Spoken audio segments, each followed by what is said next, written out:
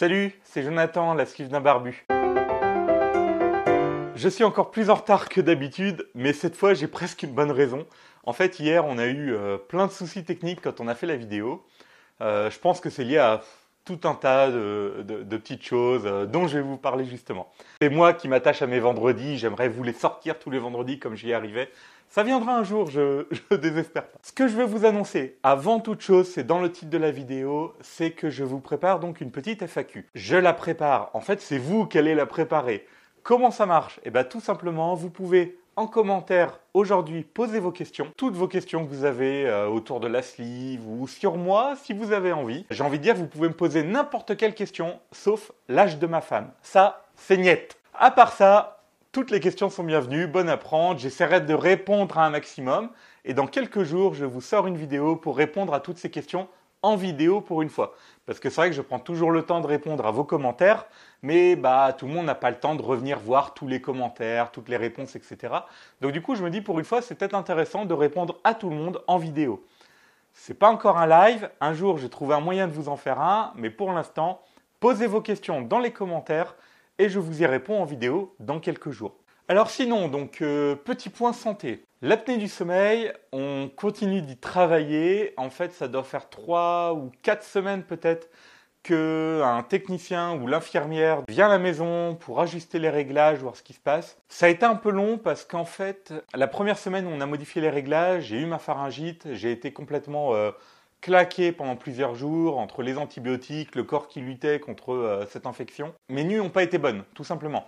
Donc une semaine après, quand on a fait le bilan, finalement c'était super mitigé parce que j'avais mal dormi, mais c'était certainement lié à la fatigue, etc. Lié à l'infection et du coup, c'était pas très parlant.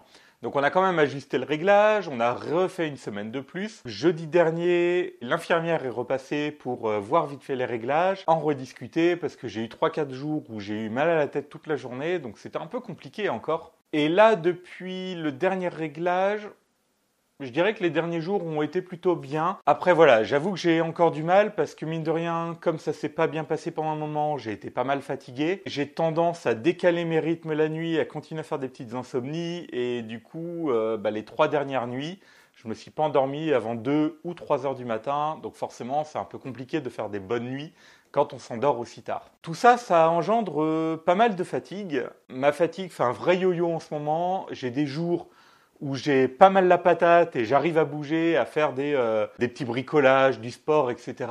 Et puis j'ai des jours sans. C'est peut-être une forme de déprime quelque part. Et c'est vrai que c'est pas marrant. C'est pas marrant pour moi, c'est pas marrant pour mon entourage dans ces moments-là. C'est un espèce de yo-yo. Voilà. C'est d'autant plus compliqué, même si je reviens sur l'apnée du sommeil, c'est que le fait de pas forcément toujours bien dormir ou d'avoir mal à la tête dans la journée, c'est très difficile de savoir quelle est la part dans l'apnée du sommeil et dans la machine. Quelle est la part dans la perte de poids, dans une petite baisse de morale, tout ça. Donc c'est très difficile de décortiquer tout ça et de savoir sur quoi travailler exactement. Donc à défaut de savoir sur quoi travailler, il faut essayer de travailler un petit peu sur chaque chose et ça se fait pas très simplement et ça prend du temps. J'ai l'impression que je me répète depuis des semaines à vous dire que je suis fatigué, mais c'est juste une réalité. En fait, c'est compliqué, ça prend du temps. La semaine dernière, il y a une journée où j'ai réussi à bosser 10 heures dans la journée, j'étais content, j'ai fait un super travail. Optimisé et tout, et le lendemain, j'ai réussi à bosser que 5-6 heures parce que j'étais trop fatigué. Le yo-yo, je crois que c'est vraiment une image représentative de mon état actuellement. La conséquence de la fatigue également, c'est le sport. C'est difficile du coup de faire du sport de façon plus assidue parce que quand on est fatigué, on a moins envie. Clairement, la marche dominicale, elle n'a pas été dominicale. C'était dit, elle va peut-être être pascale, mais elle n'a pas été pascale non plus. Donc du coup, pas marcher du week-end. C'est nul parce que j'en avais sincèrement envie. Mais sur le moment, soit le temps s'y prêtait absolument pas, et ça c'est vrai que c'est quand même pas toujours facile, soit clairement ma tête n'en avait pas envie du tout. Dans ces cas-là, c'est compliqué. C'est compliqué et le fait de ne pas bouger fait qu'on ne va pas avoir cette fatigue positive. On a bougé, on sait pourquoi on est fatigué et du coup on a une fatigue négative qui a plutôt envie de nous miner un peu le moral et ça c'est pas cool. Donc c'est pas tous les jours. La semaine d'avant j'avais réussi à faire ma balade dominicale mais là du coup cette semaine c'est raté. Donc je vais essayer peut-être dans les jours qui viennent d'en faire une en semaine. En plus, il se trouve que jeudi, j'ai rendez-vous chez ma diète, donc du coup, pas de sport parce que les horaires coïncidaient mal. Donc cette semaine, c'est une semaine sans sport. Lundi férié, jeudi rendez-vous.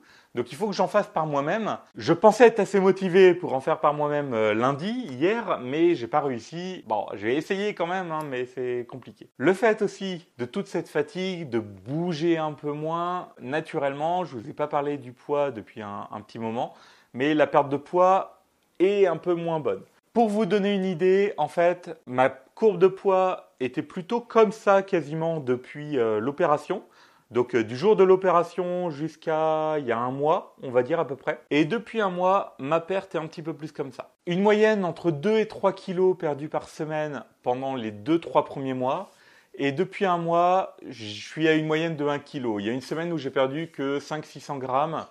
La semaine d'après, 1,3 kg, après 1 kg, je crois à peu près comme ça. Donc voilà, je suis à une moyenne d'1 kg par semaine. Ça, très honnêtement, ça ne me mine pas le moral parce que ce n'est même pas un palier, parce que je continue quand même de perdre, même si c'est juste que la pente est moins vertigineuse. Quelque part, c'est pas une mauvaise chose, parce qu'en fait, perdre trop vite, ça veut dire pomper trop vite de l'énergie au corps. Paradoxalement, je perds moins vite parce que je suis fatigué. Enfin, c'est le sentiment que j'ai en tout cas. Donc voilà, donc tout ça, c'est pas simple à décortiquer. J'apprends à vivre avec tout ça au jour le jour. Ce n'est pas simple, mais ça se fait. Je suis toujours là. Je continue quand même de faire des vidéos et d'essayer de trouver ce temps pour vous encourager. Pour tout vous dire, hier, j'avais préparé un sujet en fait sur le pré-op, mon parcours pré-op. Il s'est trouvé que j'ai enregistré plus de 45 minutes de vidéos. Je voulais les compresser en 10-12 minutes et je me voyais pas y passer 4 heures. J'étais trop fatigué et puis je voyais pas comment compresser ça. Donc je vous préparerai ce sujet une prochaine fois, dans un format un peu différent, je pense. Voilà, c'est tout pour aujourd'hui. J'avais envie de vous donner quelques nouvelles quand même. La FAQ, n'oubliez pas, posez toutes vos questions. Comme Serge ou comme Coucou Pépita, simplement m'encourager. Ou alors,